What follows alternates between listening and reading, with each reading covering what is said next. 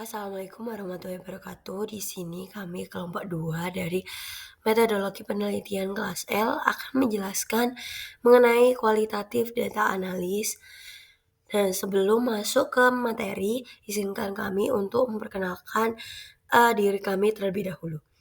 Yang pertama ada saya sendiri, Ria Febrilia dengan MPM akhir 085, lalu ada Fitra Nova Kandi dengan MPM akhir 096, lalu ada Bintang Pradipa dengan MPM akhir 090, lalu ada Muhammad Asrul Zulmi dengan MPM akhir 342. Assalamualaikum warahmatullahi wabarakatuh. Selanjutnya adalah masuk ke materi.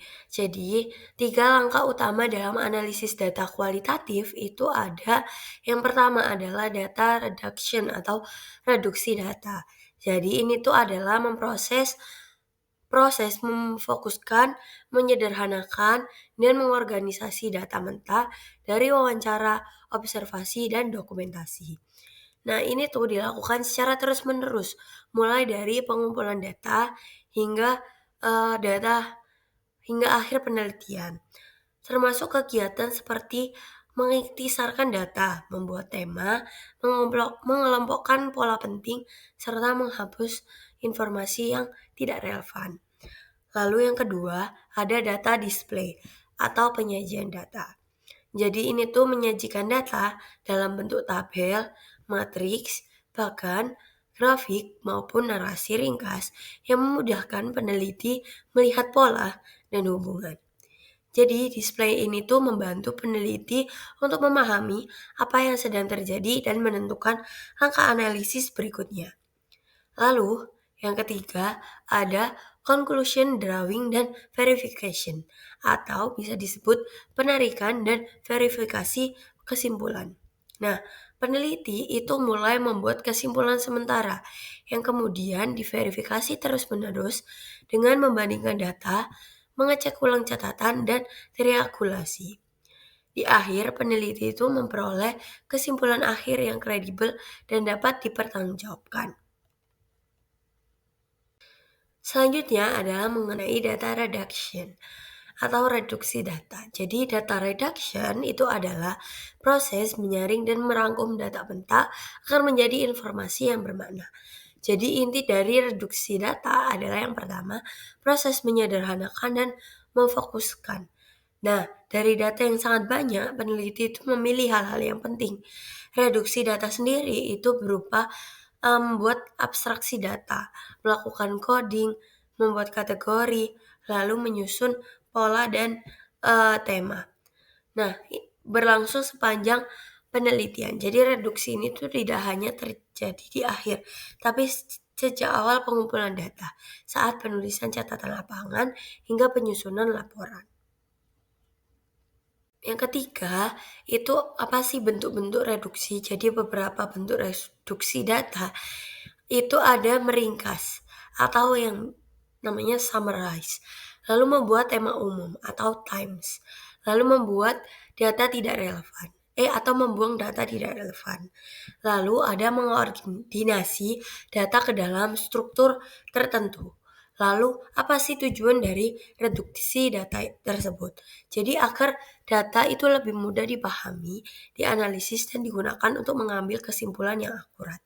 Lalu membantu peneliti mengidentifikasi pola, hubungan, dan makna di balik data tersebut. Ini kita akan di sini ada contoh-contoh ya. Jadi ini tuh ada 6 kolom yang mengindikasi bahwa 6 partisipan.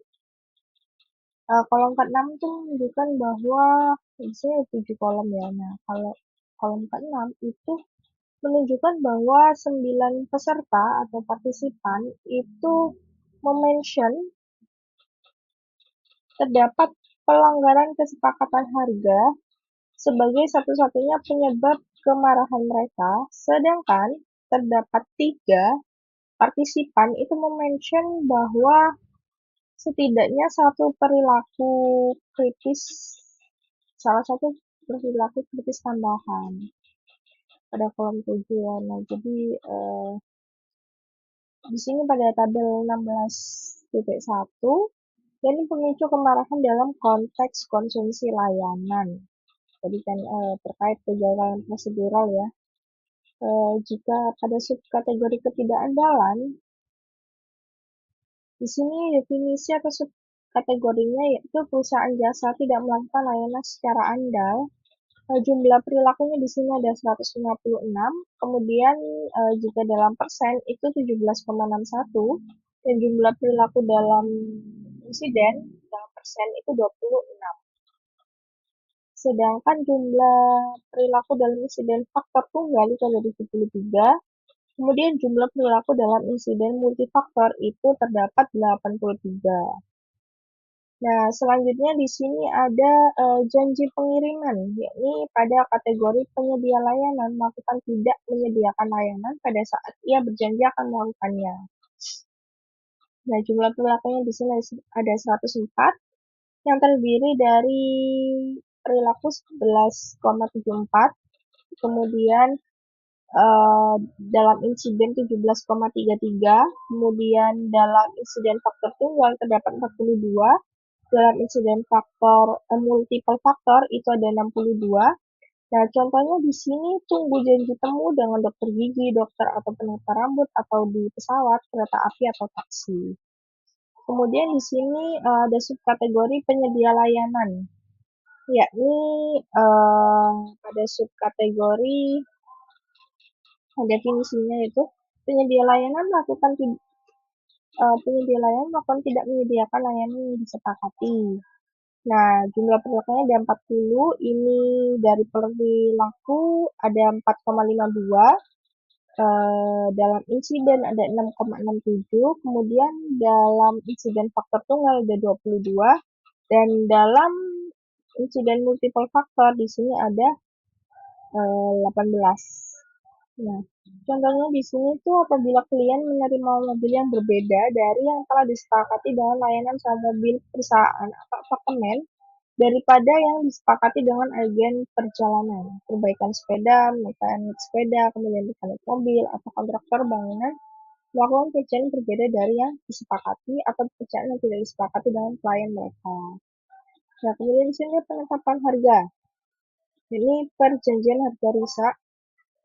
Jumlah perilakunya di sini 12, terdiri dari perilakunya ada 1,35, dari dalam insidennya ada 2, kemudian dalam insiden faktor tunggalnya di sini ada 9, dan dalam insiden multiple faktor ada 3. Contohnya di sini, setelah pesta, kami manggil taksi, kami bersama rombongan 5 orang. Sebuah van akan mengantar kami pulang dengan harga tetap yang murah, namun saat tiba, pengemudi menanyakan harga reguler dengan harga per jam.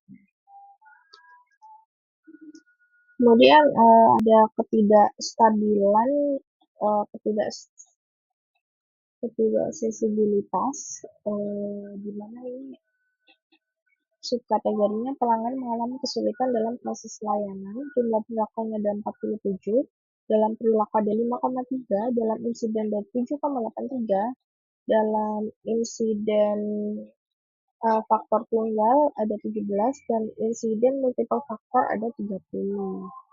Nah, selanjutnya di sini ada ketidakmampuan berkomunikasi. Subkategori ketidakmampuan mengakses melalui telepon, fax, email, dan atau internet.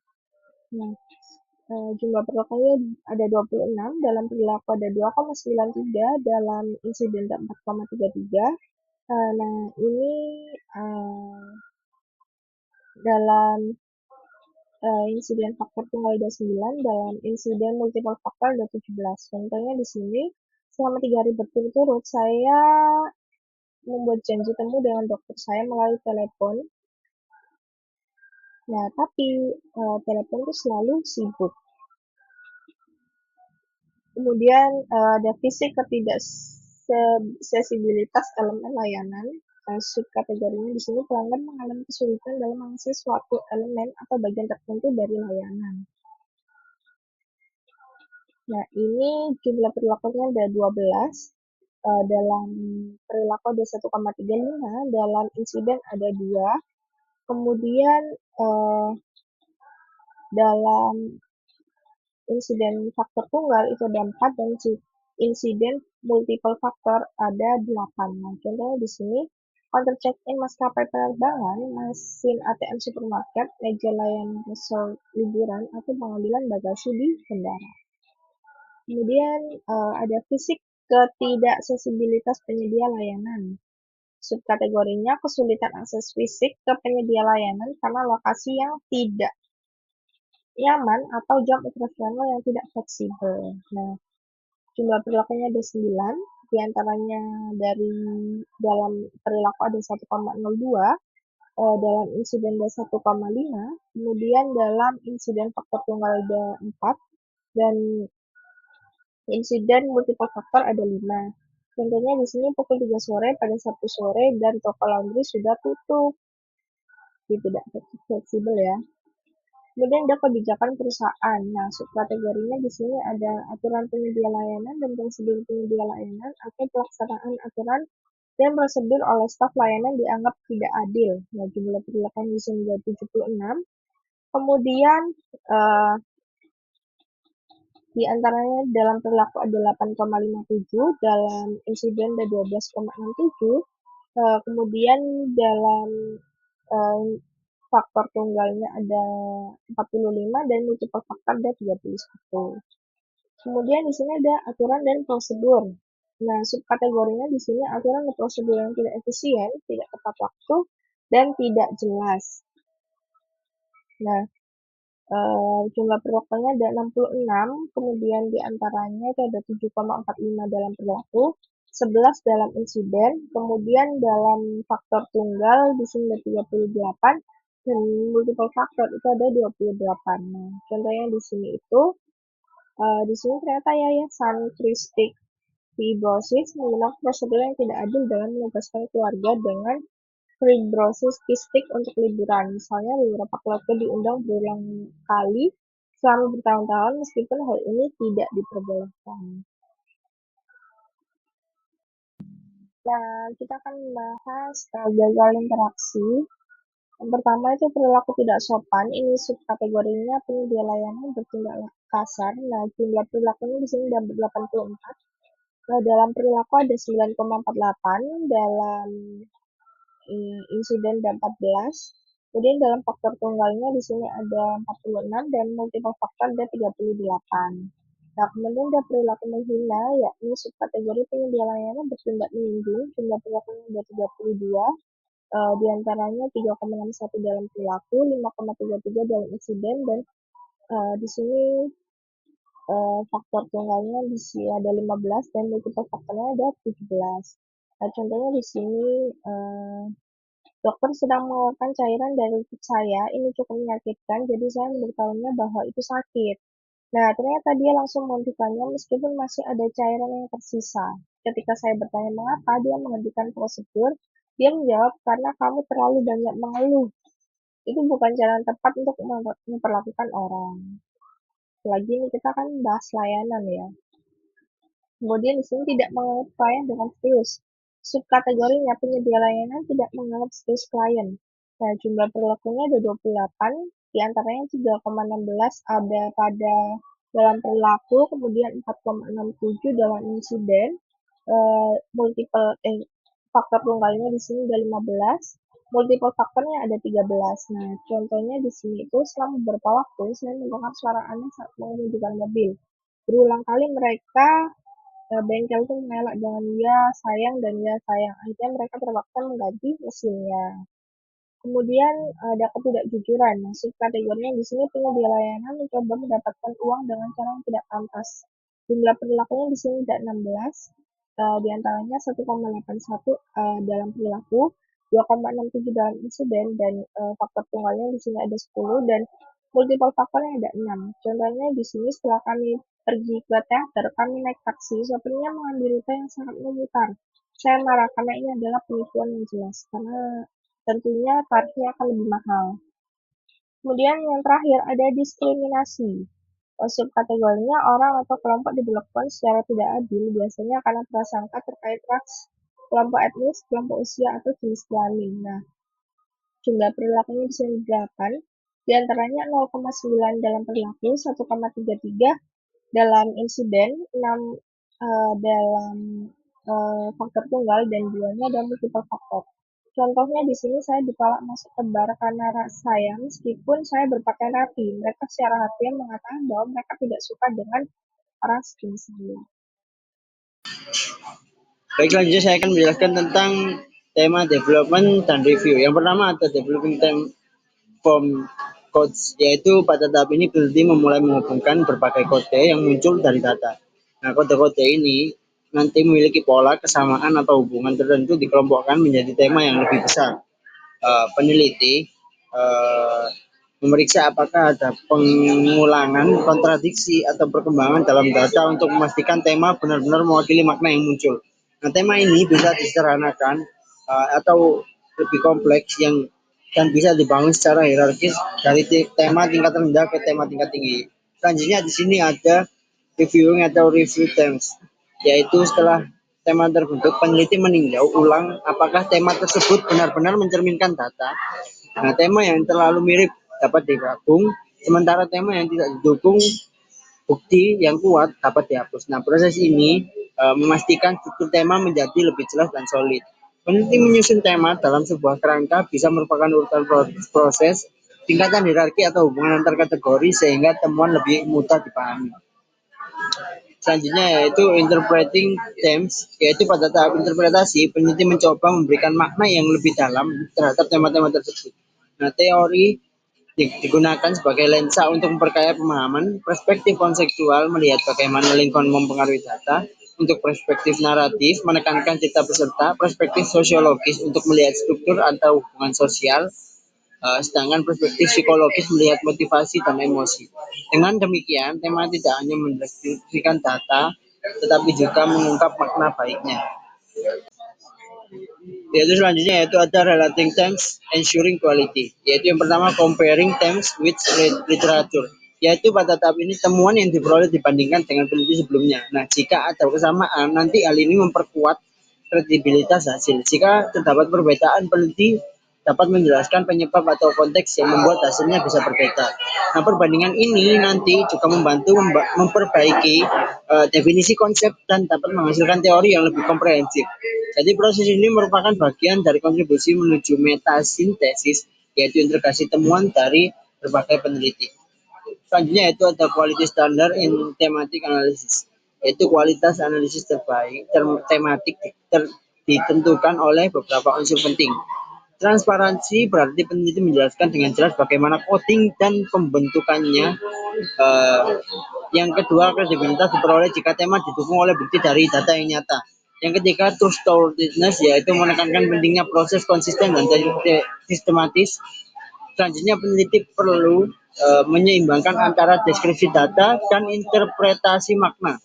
Kutipan atau potongan data digunakan sebagai ilustrasi agar pembaca melihat bukti langsung. Jadi kejelasan penting agar pembaca dapat membedakan mana data dan mana analisis. Terakhir, refleksiti artinya peneliti menyadari peran, bias, dan pengaruh dirinya dalam proses interpretasi. Data display. Data display ini adalah tahap kedua dalam analisis data kualitatif setelah data reduction. Jadi menurut Mas atau dan juga rekannya Haberman, data display ini berarti menyajikan data secara terorganisir dan ringkas agar pola dan hubungan itu menjadi lebih mudah terlihat. Tujuannya apa sih? Tujuan utamanya itu untuk membantu peneliti memahami data yang telah direduksi, juga mempermudah penarikan kesimpulan serta mengidentifikasi pola, kecenderungan, atau hubungan antara kategori. Ada beberapa bentuk data display. Yang pertama ada matriks, diagram, grafik, tabel pola, kutipan-kutipan penting, serta network atau diagram hubungan antar konsep. Contoh dari file itu seperti penelitian tentang pemicu kemarahan pelanggan, menampilkan data dalam matriks berisi kategori yang ada kategorinya, frekuensi, persentase, hingga contoh kutipannya. Nah, pokoknya intinya ini data display ini membuat dataset itu kompleks dan menjadi mudah dibaca sehingga memudahkan dalam analisis lanjutan. Drawing conclusion ini tahap ketiga dari penarikan kesimpulan, yaitu inti dari analisis kualitatif. Pada tahap ini, peneliti itu menjawab pertanyaan penelitian, menafsirkan makna tema-tema yang ditemukan, jelaskan pola dan hubungan, serta melakukan perbandingan atau kontras antar kasus. Dalam file disebut bahwa drawing conclusion ini adalah tahap ketika peneliti itu menentukan apa arti dari tema yang diidentifikasi dan menjelaskan pola atau hubungan yang ditemukan. Contohnya itu setelah menampilkan matriks, peneliti itu mengelompokkan 28 subkategori menjadi 7 kategori pemicu dari kemarahan pelanggan seperti unreliability, inaccessibility, dan impolite behavior. Hal ini membantu menarikan kesimpulan secara menyeluruh. Ada juga reliability dan validity in qualitative research. Dalam penelitian kualitatif berbeda dari penelitian kuantitatif. Jadi reliability yang dimaksud sini adalah kualitatif mencakup ada dua jenis, yaitu kategori reliability, jadi derajat kesepakatan antar penilai dalam menggunakan definisi kategori. Dan juga kategori itu harus jelas. Mengapa? Sehingga beberapa penilai itu dapat mengumpulkan data dengan konsisten. Yang kedua ada jenis interjudge reliability. Ini konsistensi antara beberapa coder ketika mengkode data yang sama. Umumnya ini nilai agreement itu kurang lebih besar 80% itu dianggap memadai. Lalu ada validity ini berbeda dengan validasinya kualitatif di kuantitatif. Kalau di kualitatif ini mencakup internal validity, ini bagaimana sih hasil apa atau apakah hasil ini mempresentasikan data sebenarnya. Lalu ada external validity, apakah hasil dapat ditransfer ke konteks lain atau transferability. Dan cara meningkatkan validitas ini menggunakan hitungan frekuensi agar tidak hanya memilih data yang sesuai teori peneliti, dan juga memastikan representativitas kasus termasuk deviant case, triangulasi seperti sumber metode penelitian, dan juga deskripsi mendalam agar pembaca itu bisa menilai kesesuaian konteks sendiri. Other method of gathering and analyzing qualitative data. Pada bagian ini ada namanya konten analisis, di mana konten analisis ini adalah metode observasional untuk menganalisis konten simbolik dari media atau dokumen seperti artikel koran, website, iklan, dan hasil wawancaranya. Prosesnya itu mengkode teks ke kategori, lalu menganalisis dua jenis pendekatan, yaitu konseptual analisis, ini mengukur frekuensi konsep atau tema tertentu. Jika relational analisis, ini menganalisis hubungan antara konsep. Digunakan untuk mengetahui bagaimana sih pesan yang terkandung dalam teks, dampak konteks pada isi pesan, efek pesan terhadap audiens. Selanjutnya ada naratif analis. Naratif analis ini berfokus pada cerita atau narasi yang diceritakan seseorang. Tujuannya untuk menggali pengalaman hidup, proses, dan runtutan peristiwa yang terjadi pada yang diingin teliti. Karakteristiknya itu sama, itu mengumpulkan data lewat wawancara yang mendalam, fokus pada alur waktu, lalu incidence dan consequence. Juga menghubungkan insiden dengan konteks kehidupan seseorang, banyak dipakai untuk penelitian pengalaman, perilaku, konsumen, iklan, dan atau relasi layanan. Lalu ada analytic induction, metode analisis kualitatif yang bertujuan menemukan penjelasan universal atau fenomena dengan cara menetapkan masalah awal, membuat hipotesis sementara, mengumpulkan data. Datanya ini dari kasus demi kasus. Jika ada kasus yang tidak sesuai, ini bisa dilakukan dengan cara hipotesisnya itu direvisi atau kasus devian itu dikeluarkan.